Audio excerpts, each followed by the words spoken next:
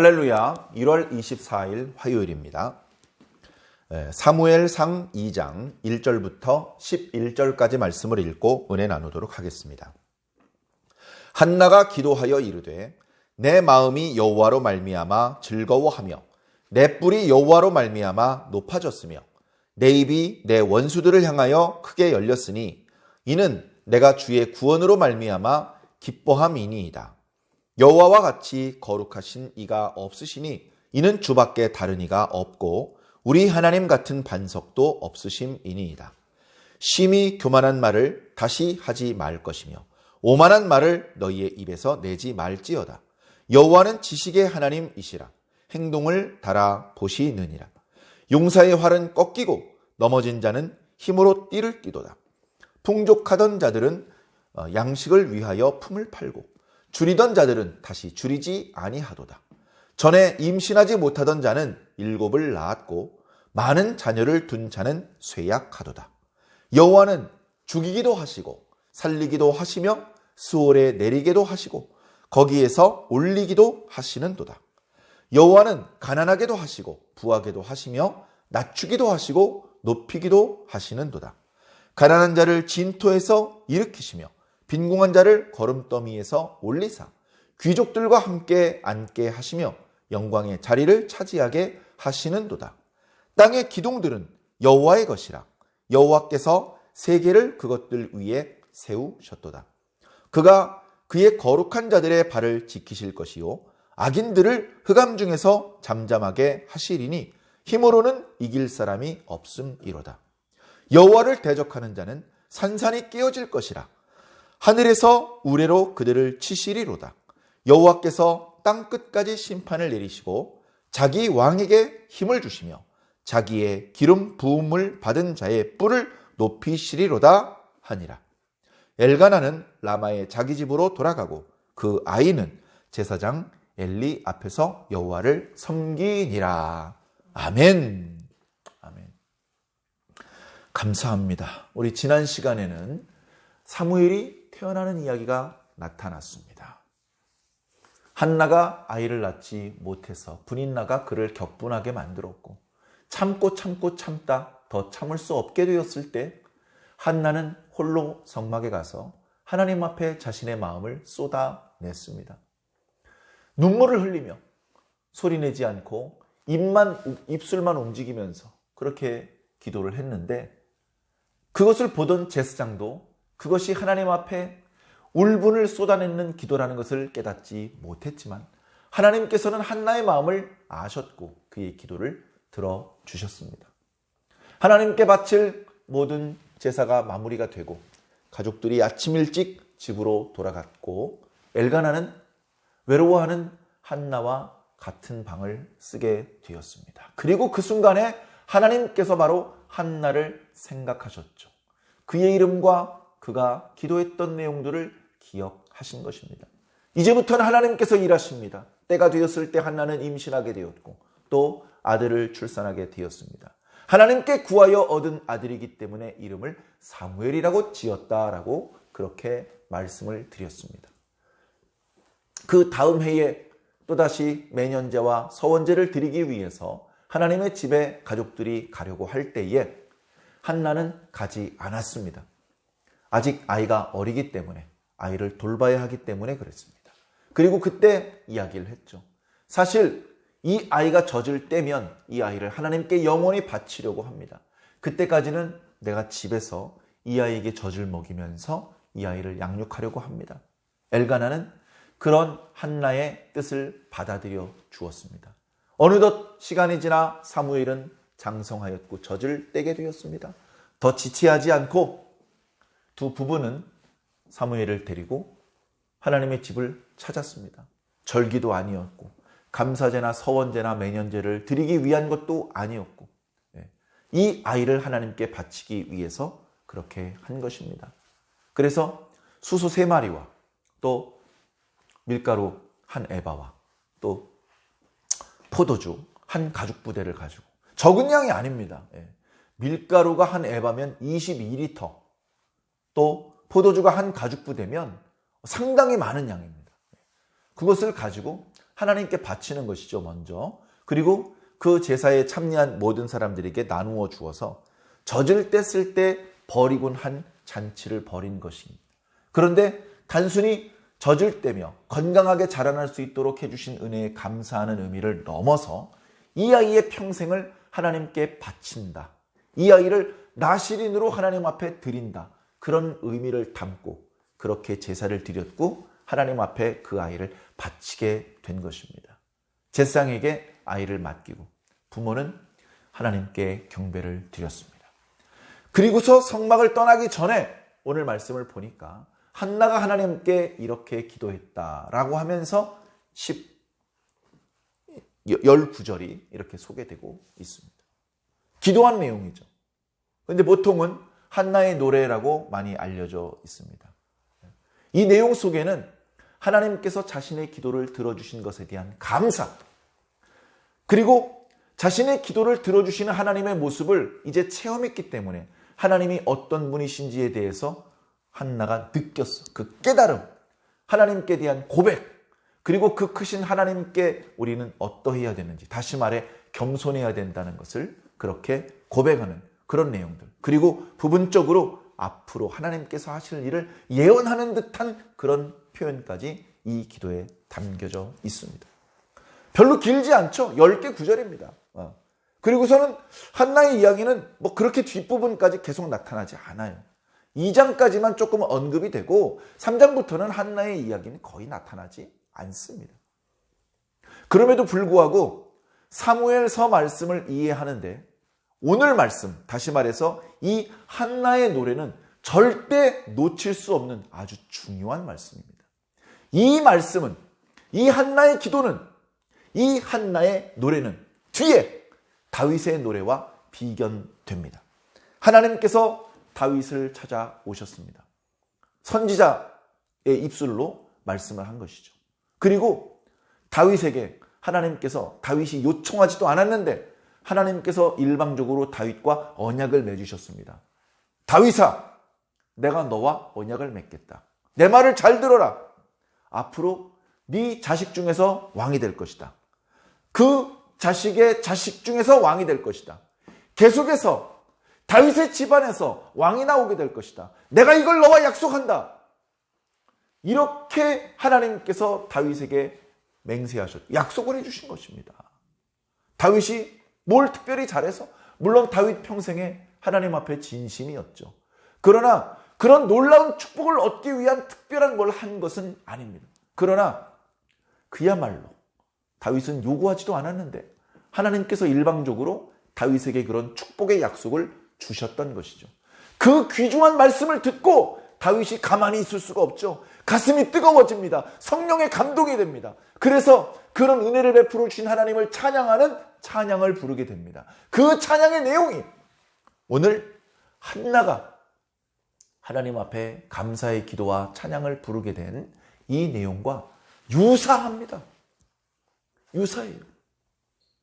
거기서도 하나님의 놀라운 비전이 숨겨져 있습니다.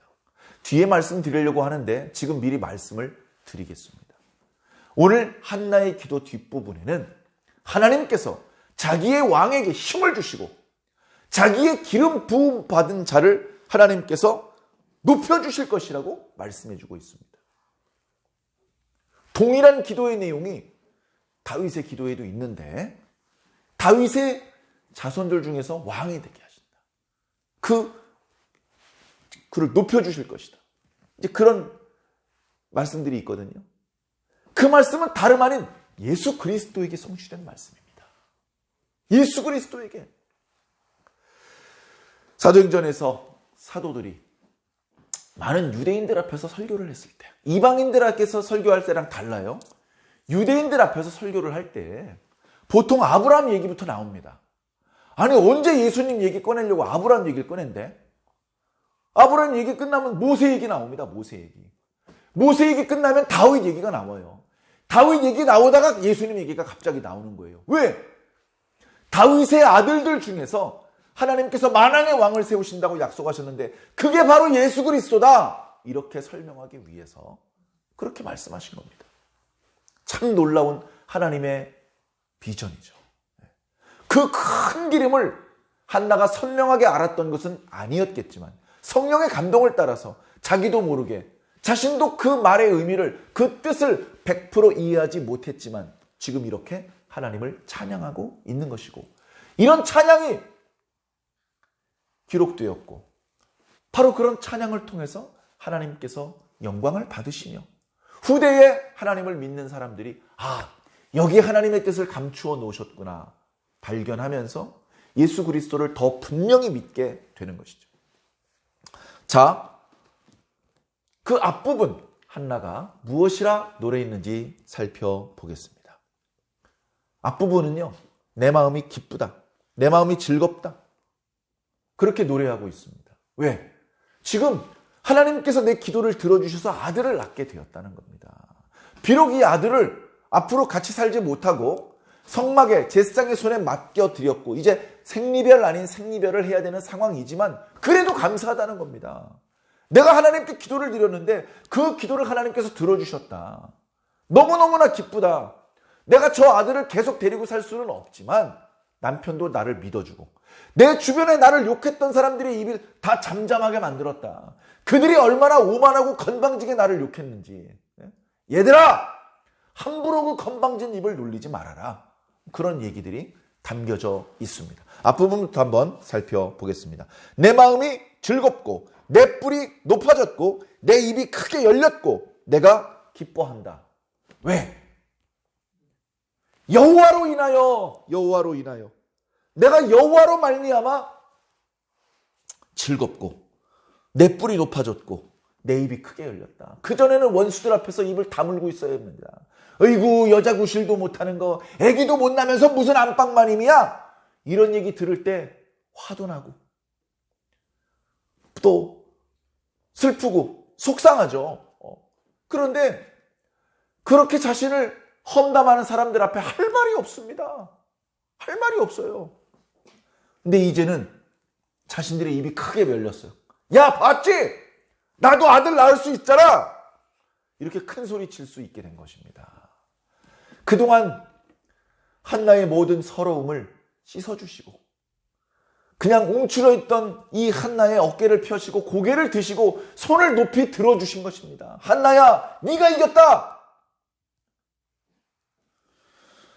하나님 때문입니다. 아들을 낳은 것도, 내 마음이 이렇게 기쁜 것도 다 하나님 때문이다. 하나님은 누구시냐? 2절, 여호와와 같이 거룩하신 분이 또 없다. 이는 주밖에 다른 분은 없으며 우리 하나님 같은 반석도 없다. 하나님 최고다. 하나님은 유일하신 분이다. 그렇게 고백하고 있죠. 3절에 심히 교만한 말을 다시 말하지 말라. 이거 누굽니까? 분인나를 비롯해서 그동안 한나를 정말 견디기 어려운 모욕을 주고 격분을 일으키게 만들었던 그런 사람들의 말들이죠. 오만한 말을 너희의 입으로 내지 말지어다. 하나님 다 듣고 계셔. 하나님 지식의 하나님이셔. 너희들의 마음과 생각과 행동을 다 저울에 달아보고 계셔. 모자람이 드러나면 용서하지 않으셔. 함부로 말하지 마. 그렇게 경고를 하십니다. 4절, 5절, 6절, 7절까지, 8절까지 계속해서 역전되는 이야기가 나옵니다. 용사는 활이 꺾입니다. 큰일 났습니다. 용사로서 구실하기 어려워졌습니다. 넘어졌던 자는 지금까지는 구실을 하지 못했던 사람입니다. 근데 힘을 내서 허리띠를 동입니다. 상황이 역전되고 있는 것이죠. 풍족했던 자는 어떻게 됩니까? 먹을 게 떨어졌어요. 양식을 얻기 위해 구걸해야 됩니다. 그리고 줄이던 자들은 어떻게 됩니까? 다시는 줄이지 않게 됩니다. 전에 임신하지 못한 여자는 아들을 7이나 낳았어요. 전에 자식을 많이 낳았던 여자는 쇠잔해져 버렸어요. 그러니 이런 역전이 일어나게 만드는 것들은 누구 때문이냐? 6절, 하나님 때문이다. 하나님은 죽이기도 하시고 살리기도 하시는 분입니다. 스올에 내려간다, 그건 죽는다는 의미죠. 그리고 거기서 끌어올리는 자, 올린다는 것은 죽었다가 다시 살리신다는 의미입니다. 가난하게도 하시고 부하게도 하시고 낮추기도 하시고 높이기도 하신다. 무조건 낮아진 자는 높아진다, 그건 아니에요. 무조건 높아진다는 낮아진다 그런 뜻이 아니고 지금 현재 세상에 낮은 자도 있고 높은 자도 있다. 그런데 경우에 따라서 하나님께서 뜻하시면 그런 경우에는 높아진 자를 끌어내리실 수도 있다. 나 계속 높은 자리에 있고 싶은데 아무리 버둥거려도 하나님께서 잡아당기시면 낮아질 수밖에 없다. 그리고 도저히 높은 자리로 올라갈 수 있는 가능성이 없어 보이는 그 낮은 자도 하나님께서 끌어올리시면 그 누구보다도 높아질 수 있다. 다시 말해 하나님께 절대 주권이 있다는 겁니다. 하나님께서 이 세상에 높은 자와 낮은 자가 있게 내버려 두시는 것 같은데 아주 예외적인 상황에 있어서는 하나님께서 개입하신다는 겁니다. 개입하셨는데도 불구하고 계속 높은 자가 높고 낮은 자가 낮은 것이 아닙니다. 뒤바뀐다는 것입니다. 네? 간단히 말씀드려서 브린나와 한나가 지금 뒤바뀌었습니다. 한나는 아들을 낳아서 하나님께 바쳤기 때문에 다시 자식이 없는 것이나 마찬가지인 상황이 되었죠. 그런데도 불구하고 뒤집어진 겁니다. 모든 사람이 한나를 바라봅니다. 도대체 어떻게 기도했길래 하나님께서 그 기도를 들으셨는고? 도대체 어떤 마음으로 저 귀한 아들을 다시 하나님께 바쳤는고? 한나를 다 주목해 봅니다. 한나가 뭐라고 말하는지, 앞으로 한나가 어떤 행동을 보여주는지 다 한나에게 관심이 쏟아지는 것입니다. 그렇게 하나님께서 한나를 주인공으로 만드시는 거예요. 한나는 모든 사람의 이목이 집중된 가운데 하나님께 찬양을 하는 것입니다. 여러분, 제가 높아지려고 높아진 게 아닙니다. 하나님께서 높여주신 거예요. 제가 즐거운 거, 기쁜 거 다 하나님 덕분이에요. 여러분, 하나님께 순종하세요. 하나님께 복종하세요. 하나님 앞에 겸손하세요. 함부로 말하지 말고 하나님을 의지하고 하나님께 기도하세요. 라고 이야기하는 것입니다. 자, 8절에 보니까 가난한 자를 진토에서 일으키십니다. 빈궁한 자를 그 거름더미 냄새나는 데서 끌어올리셔서 그 모든 더러움을 씻으시고 빛난 옷으로 갈아입혀 주셔서 영광의 자리를 차지하게 만드십니다. 이런 분이 하나님이라는 거예요. 그러니 현재 거름더미 속에 파묻혀 있다 할지라도 낙심하지 말고 하나님 앞에 기도하면 하나님께서 올려주신다는 겁니다. 기도 안 하는데도 올라간다는 뜻이 아니에요. 기도해야 됩니다. 창자가 끊어지는 듯한 고통. 다 큰 어른이 애들도 보는 앞에서 엉엉 울더라도 부끄러운 줄 모르고 하나님께 자기 속마음을 다 쏟아내는 그런 기도를 하나님 앞에 올리면 거름더미에 처박혀 있다가도 깨끗하게 씻어주심과 높이 올려주시는 은혜를 입을 수 있다는 겁니다. 그가 그의 거룩한 자들의 발을 지키실 것이다. 하나님께서 지켜주신다는 겁니다. 악인들을 흑암 중에서 잠잠하게 하신다. 너희들 욕하는 사람들 있지? 그들의 입이 다 막히게 하신다.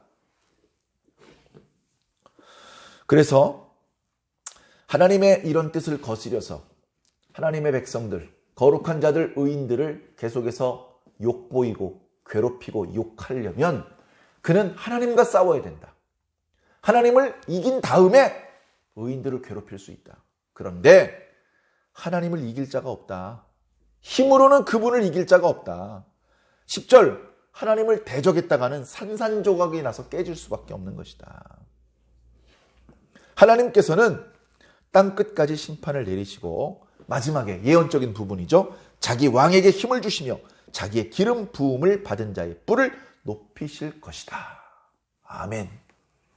이렇게 하나님께 감사의 기도를 올리고 엘가나와 함께 라마의 자기 집으로 돌아갑니다.